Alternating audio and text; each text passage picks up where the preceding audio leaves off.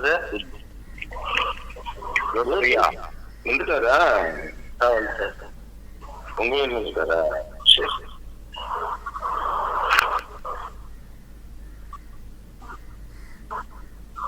தொடர்ந்து இந்த நாளுக்குரிய தேவ ஆலோசனையை ஜமீன் பல்லாவரம் பகுதியிலே கர்த்தருடைய பணியை செய்து வருகிற சாலமோன் ஞானி அவர்கள் தேவ வார்த்தைகளை நம் மத்தியிலே பகிர்ந்து கொள்ளும்படியாக அன்போடு கூட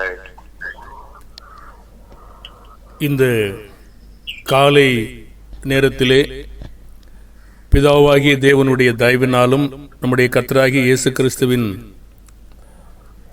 உதவியினாலும் நாம் யாவரும் ஒன்றாய் கூடும்படி இந்த குழுவில் உள்ள அனைவருக்கும் கர்த்தராகிய இயேசுவின் நாமத்திலே உங்களை வாழ்த்துகிறோம்.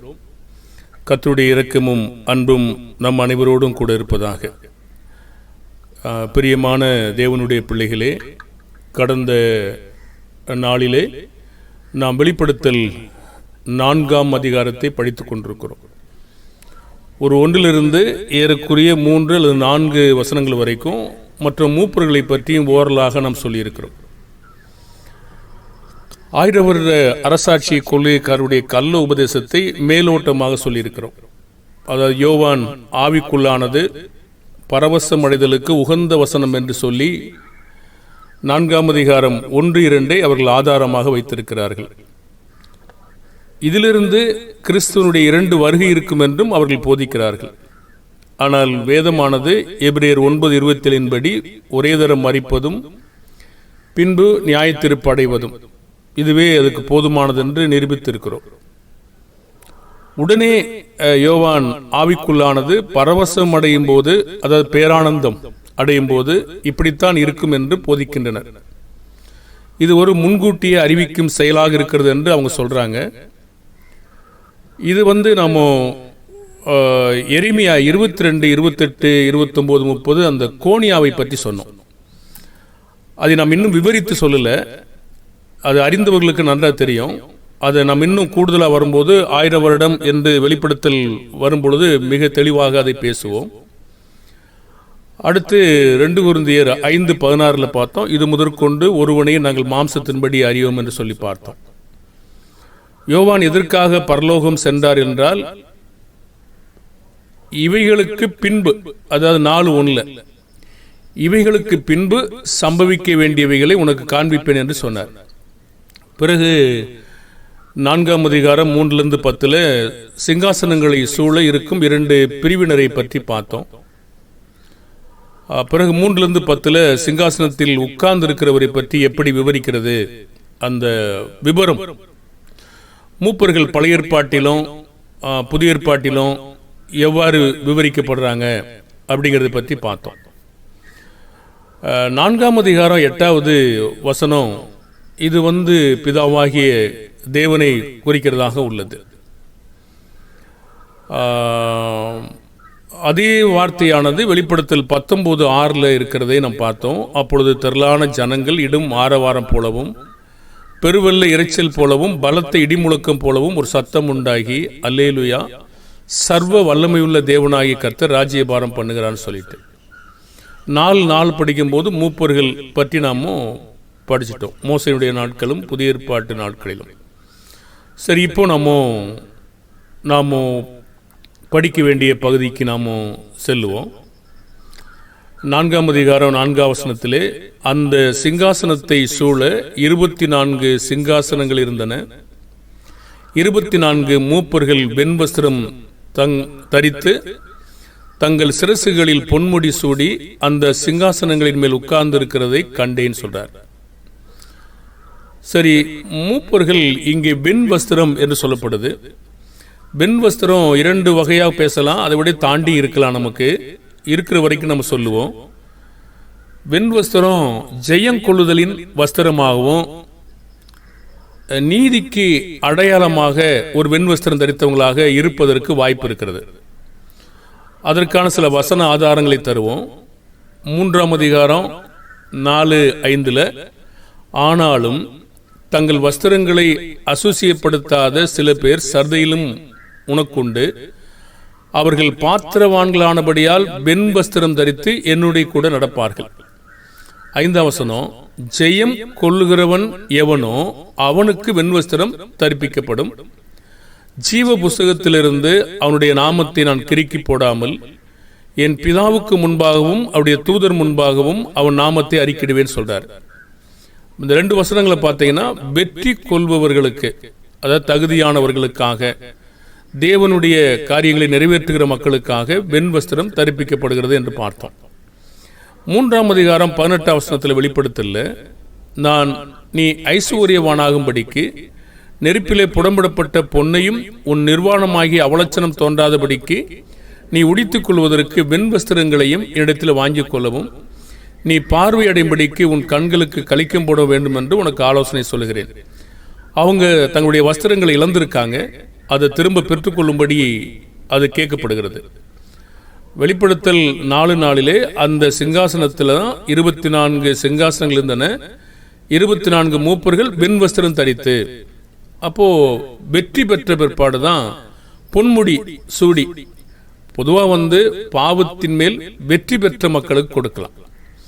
இன்னும் ஒரு காட்சி நம்ம சொல்லுவோம், நீதிக்கு அடையாளமாக என்று சொன்னோம். வெளிப்படுத்தல் 19:8 வாசிப்போம். சுத்தமும் பிரகாசமான மெல்லிய வஸ்திரம் தரித்துக் கொள்ளும்படி அவளுக்கு அளிக்கப்பட்டது. அந்த மெல்லிய வஸ்திரம் பரிசுத்தவான்களுடைய நீதிகளே என்று சொல்லப்படுது. இது போன்ற காட்சிகளையும் விவரிக்கப்படுகிறது. அப்ப நீதிகளும் சொல்லலாம், பாவத்தின் மேலே வெற்றி பெற்ற காரியங்களை குறித்து நாம சொல்ல முடியும். வெளிப்படுத்தல் 7:13 அப்பொழுது மூப்பர்களில் ஒருவன் என்னை நோக்கி, வெள்ளை அங்கியில தரித்திருக்கிற இவர்கள் யார், எங்கே இருந்து வந்தார்கள் என்று கேட்டாங்க. 7:14 அதற்கு நான், ஆண்டவனே, அது உமக்கே தெரியும் என்றேன். அப்பொழுது அவன், இவர்கள் மிகுந்த உபத்திரவத்திலிருந்து வந்தவர்கள், இவர்கள் தங்கள் அங்கிகளை ஆட்டுக்குட்டியானவருடைய ரத்தத்தில் தோய்த்து வெளுத்தவர்கள் என்று சொன்னார். அப்போ நம்ம துணி துவைக்கிறது சோப்பு நுரையில அந்த பவுடர்ல துவைக்கிறோம் தெரியும், அது அழுக்கு போக்குன்னு தெரியும். அப்போ ரத்தத்தில் துவைக்கிறதா அது என்ன கணக்கு, எப்படி நம்ம புரிந்துக்கிறோம் பாருங்க. கர்த்தருடைய பந்தி செய்யும் போது நம்ம சொல்றோம், இது புதிய உடன்படிக்கையின் ரத்தமாய் இருக்கிறது. 1 கொரிந்தியர் 11 வாசிக்கிறோம் இல்லையா? அப்போ புதிய உடன்படிக்கை கை கொள்வதன் மூலமாக வரக்கூடிய பாடுகள் மூலமாக நாம் பாவத்தை மேற்கொண்டு வெளுக்கப்பட்டிருக்கிறோம். அப்ப இப்படிதான் நாம அந்த வஸ்திரங்களை தரித்துக் கொள்ள முடியும். இந்த மூப்பர்கள் ஜெயங்கொள்ளுகிற நீதிமான்களுடைய பொன்முடியை சூடி இருக்கிறாங்க. ஜெயிக்கிறவங்களுக்கு தான் கண்டிப்பாக கிரீடமும் அதுக்கான பொன்முடியும் கண்டிப்பாக கிடைக்கும். வெளிப்படுத்தல் 2:10 நம்ம வாசிச்சிருக்கிறோம். நீ படப்போகிற பாடுகளை குறித்து எவ்வளவும் பயப்படாதே, இதோ நீங்கள் சோதிக்கப்படும் பொருட்டாக பிசாசானவன் உங்களில் சிலரை காவலில் போடுவான். 10 நாள் உபத்திரவப்படுவீர்கள், ஆகிலும் நீ மரணபரியந்த உண்மையாயிரு, அப்பொழுது ஜீவகிரீடத்தை உனக்கு தருவேன் சொன்னார். உண்மையாய் இருந்தா மட்டும்தான், வெற்றி பெற்றா மட்டும்தான், உபத்திரவங்களை ஜெயித்தால் மட்டும்தான் முடியும். யாக்கோபு 1:12 நம்ம எல்லாருக்கும் தெரியும். சோதனையை சகிக்கிற மனுஷன் பாக்கியவான், அவன் உத்தமன் என்று விளங்கின பின்பு. பழுதற்றவனாக இருக்கும் பொழுது அவர் தேவன் தம்மிடத்தில் அன்பு கூறுவர்களுக்கு கர்த்தர் தம்மிடத்தில் அன்பு கூறுவர்களுக்கு வாக்குத்தத்தம் பண்ணின ஜீவகிரீடத்தை பெறுவான் சொன்னார். 2 தீமோத்தேயு 4:7-8 நம்ம எல்லாருக்கும் தெரியும். போராட்டத்தை போராடி விசுவாசத்தை காத்துக்கொண்டு போராட்டத்தை முடிக்கும் பொழுதுதான் கீடு நமக்காக இருக்கும். அப்ப நிச்சயமாகவே இந்த வெண்வஸ்திரம் அப்படிங்கிறது நீதியை குறிக்கிறது, ஜெயிக்கிறவங்களுக்கு கொடுக்கிறதாகவும் இருக்கிறது. இப்பொழுது 4ஆம் அதிகாரம் 5-7 அந்த சிங்காசனத்திலிருந்து மின்னல்களும் இடிமுழக்கங்களும் சத்தங்களும் புறப்பட்டன. தேவனுடைய 7 ஆவிகளாகிய 7 அக்னி தீபங்கள் சிங்காசனத்திற்கு முன்பாக எரிந்து கொண்டிருந்தன. 6ஆம் வசனம், அந்த சிங்காசனத்திற்கு முன்பாக பழுங்கி கொப்பான கண்ணாடி கடல் இருந்தது. அந்த சிங்காசனத்தின் மத்தியிலும் அந்த சிங்காசனத்தை சுற்றிலும் 4 ஜீவன்கள் இருந்தன. அவைகள் முன்புறத்திலும் பின்புறத்திலும் கண்களால் நிறைந்திருந்தன. 7ஆம் வசனம், முதலாம் ஜீவன் சிங்கத்திற்கொப்பாகவும், 2ஆம் ஜீவன் காளை கொப்பாகவும், 3ஆம் ஜீவன் மனுஷ முகம் போன்ற முகமுள்ளதாகவும், 4ஆம் ஜீவன் பறக்கிற கழுகு கொப்பாகவும் இருந்தன. 8ஆம் வசனம், அந்த 4 ஜீவன்களிலும் ஒவ்வொன்று அவ்வாறு சிறகுள்ளவைகளும் சுற்றிலும் உள்ளேயும் கண்களால் நிறைந்தவளுமாயிருந்தன. அவைகள் இருந்தவரும் இருக்கிறவரும் வருகிறவருமாகிய சர்வ வல்லமையுள்ள தேவனாகிய கர்த்தர் பரிசுத்தர் பரிசுத்தர் பரிசுத்தர் என்று இரவும் பகலும் ஓய்வில்லாமல் சொல்லிக் கொண்டிருந்தன. இந்த விவரங்கள் எல்லாம் எசேக்கியேல்ல நம்ம வாசிக்க முடியும் 1ஆம் அதிகாரத்தில். சரி, இப்போ சிங்காசனத்திலிருந்து 5ஆம் வசனத்தில் புறப்பட்டது என்னன்னு கேட்டிங்கன்னா, மின்னல்களும் இடிமுழக்கங்களும் சத்தங்களும். இதெல்லாம் நம்ம பழைய ஏற்பாட்டில் மோசே உடன்படிக்கை கொடுக்கும்போது இந்த விதமான காட்சிகளை நாம் கவனிக்க முடியும். எரிந்து கொண்டிருந்தது என்னன்னு கேட்டிங்கன்னா, தேவனுடைய 7 ஆவிகளாகிய 7 அக்னி தீபங்கள் சிங்காசனத்திற்கு முன்பாக எரிந்து கொண்டிருந்தன என்று சொல்லப்படுது. அப்போ இந்த 4 ஜீவன்களை குறித்து விவரம் என்ன, அதுதான் 6ஆம் வசனத்தில் இருக்கிறது. அந்த 4 ஜீவன்களுடைய விவரமானது முற்புறத்திலும் பின்புறத்திலும் கண்களால் நிறைந்திருந்தன. கண் எதுக்கு அப்படின்னு கேட்டோம்னா, கவனிக்கிறதுக்கு அல்லது பார்ப்பதற்கு, நிறைய காரியங்களுக்கு அது உதவும். நமக்கு என்ன சொல்லப்பட்டிருக்கோ அதை நம்ம சொல்லுவோம். அதனுடைய விவரம் இங்கே சொல்லப்பட்டிருக்கு 7ஆம் வசனத்தில். 1ஆம் ஜீவன் சிங்கத்திற்கு ஒப்பாகவும், 2ஆம் ஜீவன் காளைக்கு ஒப்பாகவும், 3ஆம் ஜீவன் மனுஷ முகம் போன்ற முகமுள்ளதாகவும், 4ஆம் ஜீவன் பறக்கிற கழுவுக்கு ஒப்பாகவும் இருந்தன. ஒவ்வொன்றுக்கும் ஒரு விவரத்தை நம்ம பழைய ஏற்பாட்டிலிருந்து கொடுக்க முடியும். அது நமக்கு ரொம்ப அவசியம் இல்லை. அதில் அதனுடைய நோக்கம் என்ன, அதை பற்றி நம்ம அதிகமாக நம்ம பார்க்கலாம். அப்போ இந்த 4 ஜீவன்கள் யாரை பற்றி சொல்லி கொண்டிருந்தன, அதுதான் சொல்றாரு. இருந்தவரும் இருக்கிறவரும் வருகிறவருமாகிய சர்வ வல்லமையுள்ள தேவனாகிய கர்த்தர் பரிசுத்தர் பரிசுத்தர் பரிசுத்தர் என்று இரவும் பகலும் ஓய்வு இல்லாமல் சொல்லிக் கொண்டிருந்தன. அப்போ அந்த பரிசுத்த தன்மையை, தேவனுடைய பரிசுத்த தன்மையை கூடுதலாக வலியுறுத்துவதாக இருக்கிறது. இப்போ தேவன் யோசேப்பு சொப்பனம் கண்டாரு. அப்போ 2 விதமான 2 முறை கண்டுச்சுன்னா ரெட்டிப்பாக அப்படின்ற ஒரு வார்த்தை இருக்கு, சீக்கிரம் என்ற ஒரு வார்த்தையை நம்ம பார்த்தோம். புதிய ஏற்பாட்டில் கூட 2 முறை மெய்யாகவே மெய்யாகவேன்னா அதுக்கு இன்னும் முக்கியத்துவம் இருக்கிறது. அப்போ தேவனை பற்றி சொல்லும்போது பரிசுத்தர் பரிசுத்தர் பரிசுத்தர் சொன்னா ரொம்ப முக்கியமாக தான் இருக்கிறது. அவருடைய தன்மையை இன்னும் வலியுறுத்துவதாக, இன்னும் மேன்மைப்படுத்துவதாக அது இருக்கிறதாக நம்ம பார்க்க முடியும். அப்போ இதுக்கு ஒத்த காரியங்கள், அதாவது இந்த எசேக்கியேல் 1:18 18, 1:10, எசேக்கியேல் 10, 14, 15, 20 இதெல்லாம் அந்த கேருபீன்கள், அந்த முகம், அந்த கண்கள், இதெல்லாம் ஒரு ஒத்த சில காரியங்கள் இருக்கு. இங்கே கொஞ்சம் வித்தியாசப்பட்டிருக்கிறத நம்ம பார்க்க முடியும். வெளிப்படுத்தல் 4ஆம் அதிகாரம் 8-11 அந்த ஜீவன்கள் இருந்து நாம் கற்றுக்கொள்ளும் பாடம் என்ன, அவைகளின் வேலை அல்லது அதன் செயல்பாடுகள் என்னவென்று தான் நாம் கற்றுக்கொள்ள வேண்டும். அது எப்படி இருக்கிறது என்பது நமக்கு பெரிய பாடமாக சொல்லப்படாட்டாலும் அதனுடைய செயல்பாடுகள் என்னவென்று தான் சொல்லப்படுது. அதுதான் 8ஆம் வசனத்தில் விவரிக்கப்படுகிற செயல்பாடுகள். தேவனை புகழ்ந்து அவருடைய வல்லமையும் பரிசுத்தத்தையும் ஓய்வில்லாமல் சொல்லிக் கொண்டிருக்கிறது தான் அதனுடைய வேலை. இது போன்ற வார்த்தை நம்ம இன்னொரு இடத்துல பார்க்க முடியும். அது என்னன்னா, பரிசுத்தர் பரிசுத்தர் என்ற வார்த்தையை ஏசாயா 6ஆம் அதிகாரத்தில் நம்ம பார்க்க முடியும். ஏசாயா 6ஆம் அதிகாரம் 3ஆம் வசனத்தில் ஒருவர் நோக்கி சேனைகளின் கர்த்தர் பரிசுத்தர் பரிசுத்தர் பரிசுத்தர், பூமி அனைத்தும் அவருடைய மகிமையால் நிறைந்திருக்கிறது என்று கூப்பிட்டு சொன்னார்கள். அப்போ 4ஆம் அதிகாரம் 9-10 மேலும் சிங்காசனத்தின் மேல் வீற்றிருந்து சதா காலங்களிலும் உயிரோடு இருக்கிறவருக்கு அந்த ஜீவன்கள் மகிமையும் கனத்தையும் ஸ்தோத்திரத்தையும் செலுத்தும் போது என்ன நடந்ததுன்னு கேட்டீங்கன்னா, 24 மூப்பர்களும் சிங்காசனத்தின் மேல் வீற்றிருக்கிறவருக்கு முன்பாக வணக்கமாய் விழுந்து சதா காலங்களிலும் உயிரோடு இருக்கிறவரை தொழுது கொண்டு தங்கள் கிரீடங்களை சிங்காசனத்திற்கு முன்பாக வைத்தாங்க. சிங்காசனத்தில் விவரிக்கிற காரியமானது தேவன் தான் இருக்கார். அப்போ அவர்தான் தொழுது கொள்ள வேண்டியவராக இருக்காரு. தேவனை ஆராதனை செய்வதற்கு அவர் ஏன் முக்கியத்துவம் வாய்ந்தவராக இருக்கிறார் என்றால், வெளிப்படுத்தல் 4:11 கர்த்தாவே தேவரீர் மகிமையும் கனத்தையும் வல்லமையும் பெற்றுக்கொள்வதற்கு பாத்திரராய் இருக்கிறீர், நீரே சகலத்தையும் சிருஷ்டித்தீர் என்று சொல்லப்படுது. அப்போ உம்முடைய சித்தத்தினாலே அவைகள் உண்டாயிருக்கிறவைகளும் சிருஷ்டிக்கப்பட்டவைகளுமாய் இருக்கிறது என்றார்கள். அப்போ அவருடைய நோக்கத்திற்காக தான் இதெல்லாம் படைக்கப்பட்டிருக்கிறது.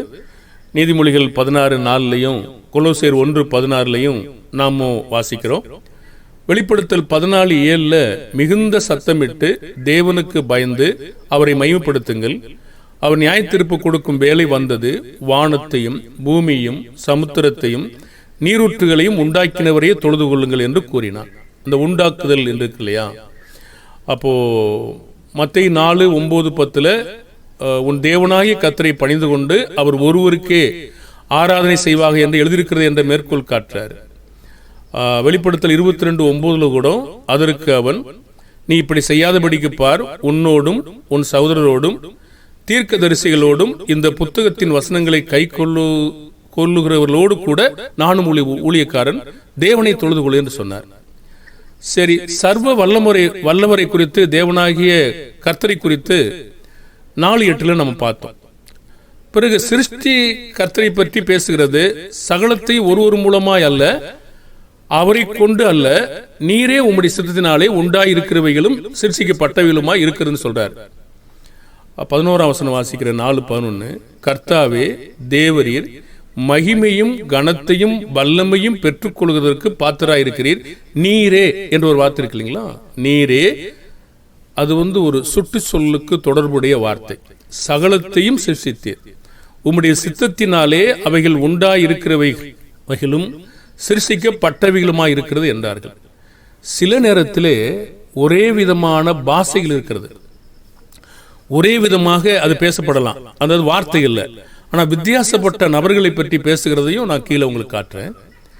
வெளிப்படுத்தல் 1:4 படிச்சீங்கன்னா, யோவான் ஆசியாவில் உள்ள 7 சபைகளுக்கும் எழுதுகிறதாவது, இருக்கிறவரும் இருந்தவரும் வருகிறவருமானவராலும் அவருடைய சிங்காசனத்திற்கு முன்பாக இருக்கிற 7 ஆவிகளாலும் இந்த வார்த்தையானது இயேசுவை பற்றி தான் பேசுது. எப்படி தெரியும்? 1:5 உண்மையுள்ள சாட்சியும் மரித்தோரிலிருந்து முதற் பிறந்தவரும் பூமியின் ராஜாக்களுக்கு அதிபதியுமாகிய இயேசு கிறிஸ்துவினாலும் உங்களுக்கு கிருபையும் சமாதானமும் உண்டாவதாக. ஆனா வெளிப்படுத்தல் 1:8 இன்னும் ஒரு வேற காட்சியை சொல்லுது. அது சர்வ வல்லமை உள்ள கர்த்தரை குறித்து பேசுகிறது. இருக்கிறவரும் இருந்தவரும் வருகிறவரும் அப்படின்னு ஒன்னே பூமிக்கு வரக்கூடாதுல, அவர் தானே அப்படி நம்ம சொல்ல முடியாது. எல்லா இடத்துலையும் ஒரு நித்திய தன்மையை குறித்து விவரிக்கிறது. சர்வ வல்லமையுள்ள கர்த்தர் நான், அல்பாவும் ஒமேகாவும் ஆதியும் அந்தமாயிருக்கிறேன். இது இயேசுவுக்கும் பயன்படுத்தப்படுது, பிதாவுக்கும் பயன்படுத்தப்படுது. அப்போ நாம எல்லாத்தையும் ஒரே மாதிரி பார்க்க முடியல. இந்த வெளிப்படுத்தல் 1:17-18 பார்த்தீங்கன்னா அது இயேசுவதான் குறிக்குது. நான் அவரை கண்டபோது செத்தவனைப் போல அவருடைய பாதத்தில் விழுந்தேன். அப்பொழுது அவன் தம்முடைய வலதுகரத்தை என் மேல் வைத்து என்னை நோக்கி, பயப்படாதே, நான் முந்தினவரும் பிந்தினவரும் உயிருள்ளவருமாய் இருக்கிறேன்.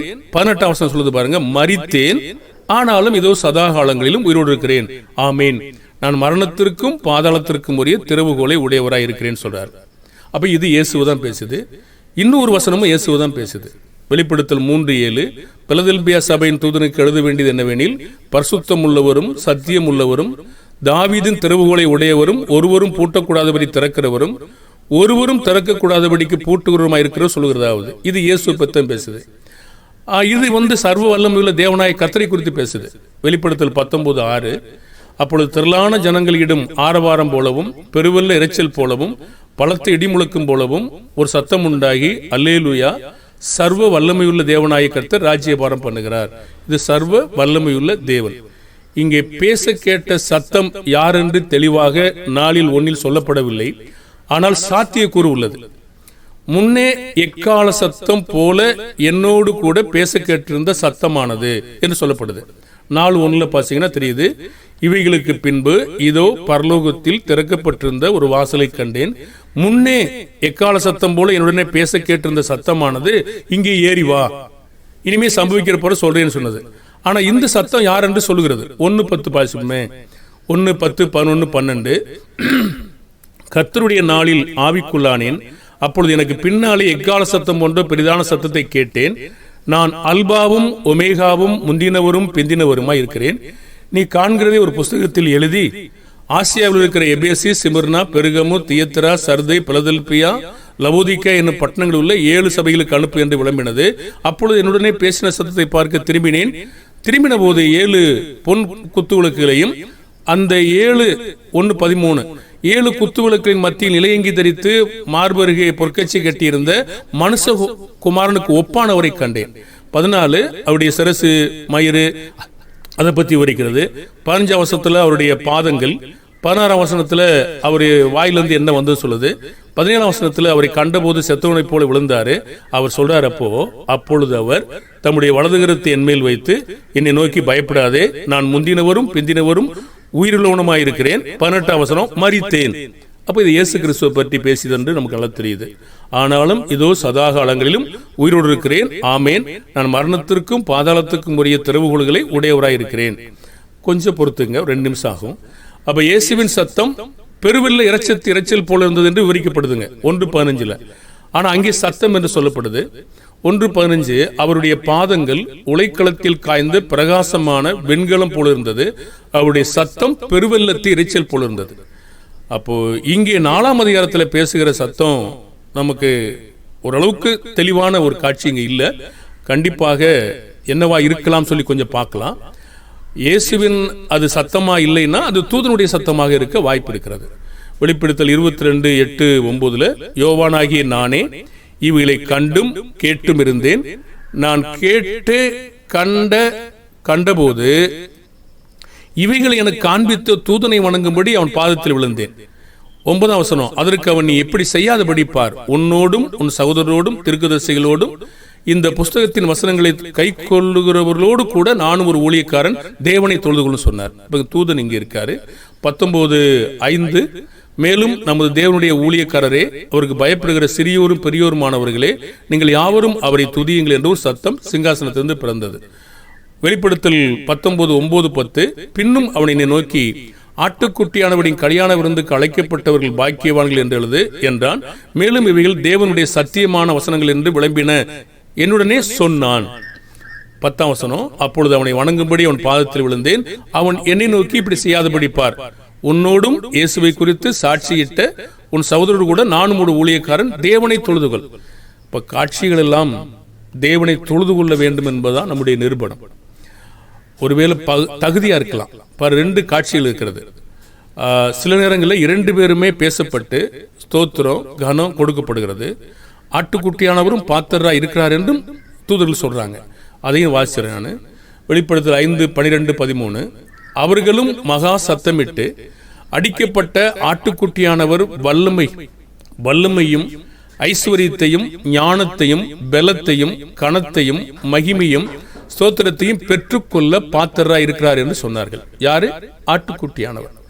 அப்பொழுது வானத்திலும் பூமியிலும் 13ஆம் வசனங்க, பூமியில் இருக்கிற சிருஷ்டிகள் யாவும், சமுத்திர உள்ளவைகளும் அவற்றில் அடங்கிய வஸ்துக்கள் யாவும், சிங்காசனத்தின் மேல் வீட்டிருக்கிறவருக்கும் ஒரு வார்த்தை இருக்கா, ஆட்டுக்குட்டியானவருக்கும் இன்னொரு வார்த்தை இருக்கா, ஸ்தோத்திரமும் கனமும் மகிமையும் வல்லமையும் சதா காலங்களிலும் உண்டாவதாக என்று சொல்ல கேட்டேன். ஆனால் ஆராதிக்கப்பட வேண்டியவர் இந்த 4:11 கடைசியில் முடிக்கிறாருங்களா, அது நீரே என்று தனிமைப்படுத்தி பேசுறார். கர்த்தாவே தேவரீர் மகிமையும் கனத்தையும் வல்லமையும் பெற்றுக்கொள்வதற்கு பாத்திரராய் இருக்கிறீர், நீரே சகலத்தையும் சிருஷ்டித்தீர். இது இயேசு பற்றி சொல்லல. உம்முடைய சித்தத்தினாலே அவைகள் உண்டாயிருக்கிறவைகளும் சிருஷ்டிக்கப்பட்டவைகளுமா இருக்கிறது என்றார். அப்ப இந்த பாடமானது பிதாவை நாம் தொழுது கொள்ள வேண்டும் என்பது, அவருக்கு நாம் செலுத்த வேண்டியது. இயேசுவுக்கு இல்லை என்று சொல்ல, அவர் சொல்றதை நாம் அப்படியே ஒத்துக்கொள்ளணும். ஆனால் ஆராதிக்கப்பட வேண்டிய ஒருவர் பிதாவாகத்தான் இருக்கிறார் என்பதுதான் நம்முடைய பாடம். பிதாவாகிய தேவன் என்னை பொறுத்து கொண்டதுக்காக நன்றி. சகோதரர்களே, கொஞ்சம் நான் லேட் ஆயிட்டேன். அடுத்து வரும் பாடங்களில் 5ஆம் அதிகாரத்தை நம்ம பார்ப்போம். அதுவரை கர்த்தர் நம்மோடு கூட இருப்பாராக. நன்றி சகோதர சகோதரிகளே.